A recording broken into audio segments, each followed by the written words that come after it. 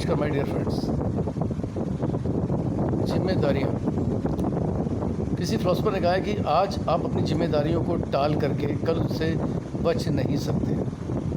ऐसा ही है, कई बार अपनी जिम्मेदारियों को हम टालने का प्रयास करते हैं, लेकिन वो चलती नहीं है, कुछ और बड़ी होकर के और कठिन होकर के आपके सामने आ जाती है। इसलिए कभी भी जिम्मेदारियों को टालना नहीं, जिम्मेदारियों को निभाना सीखिए, आगे बढ़ के जिम्मेदारी लेना सीखिए।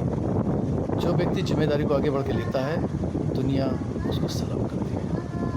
एक बार की बात है कि एक दोस्त, एक शहर में 4 दोस्त रहा करते थे और चारों दोस्त लगभग अपना समय एक साथ व्यतीत करते थे। एक बार उन्होंने रात में देर रात तक पार्टी करी और पार्टी करने के बाद सो गए, लेकिन उनको ये याद नहीं रहा कि उन्हें अपने टेस्ट की तैयारी करनी है और अगले दिन उनको कॉलेज जाना है टेस्ट देने के लिए।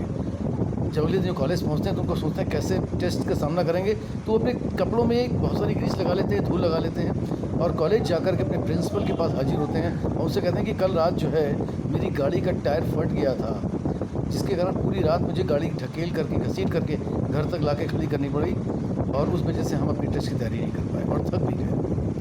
प्रिंसिपल ने उनको देखा, उनकी हालत देखने के बाद उनसे कहा ठीक है, तुम्हें मैं 3 दिन का समय देता हूँ और 3 दिन के बाद अपना ये टेस्ट दे देना। और 3 दिन के उन्होंने 3 दिन लगातार तैयारी करी और बहुत खुश हुए कि मुझे टेस्ट देने का समय 3 दिन का मिल गया और बहुत हंसी खुशी जाकर जब तीसरे दिन टेस्ट देने पहुँचे तो प्रिंसिपल ने कहा कि आप तीनों बच्चे अलग अलग रूम में बैठेंगे। वो राजी हो गए क्योंकि सबको टेस्ट की तैयारी थी, उन्हें कोई इतराज़ नहीं हुआ। और उनके पास एक क्वेश्चन आया, क्वेश्चन पेपर जो था वो 100 नंबर का था और उसमें मात्र 2 क्वेश्चन थे।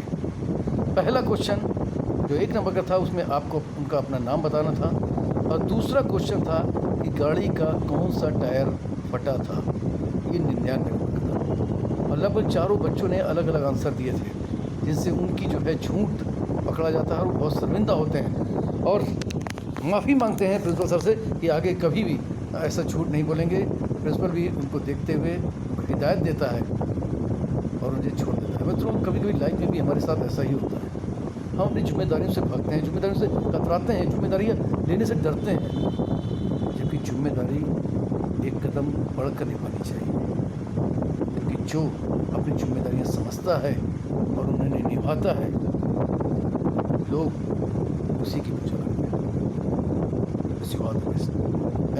Thank you very much everybody, I love you all.